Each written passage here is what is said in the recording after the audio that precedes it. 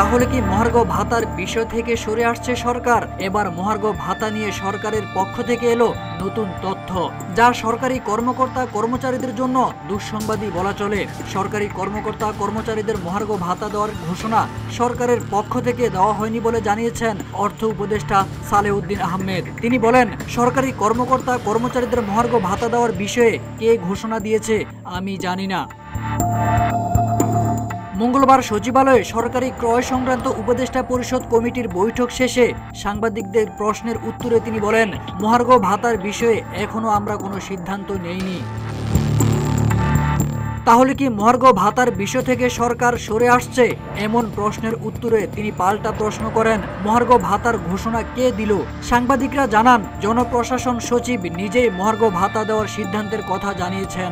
উত্তরে উপদেষ্টা বলেন, কে ঘোষণা দিয়েছে আমি জানি না, আমরা তো ঘোষণা দেইনি। অর্থ মন্ত্রণালয়ের কাছে প্রস্তাব আসলে তারপরে সিদ্ধান্ত নেব মহার্ঘ ভাতা দেব কি দেব না।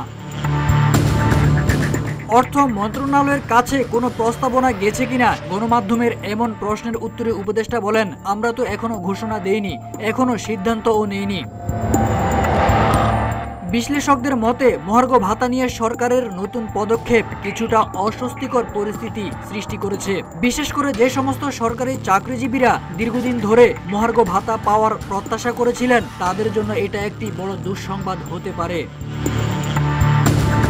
সম্প্রতি 14.5 লাখ সরকারি চাকরিজীবীকে মূল বেতনের সর্বনিম্ন 10% থেকে সর্বোচ্চ 20% হারে মহার্ঘ ভাতা দেওয়ার খসড়া প্রস্তুত করেছিল অর্থ বিভাগ।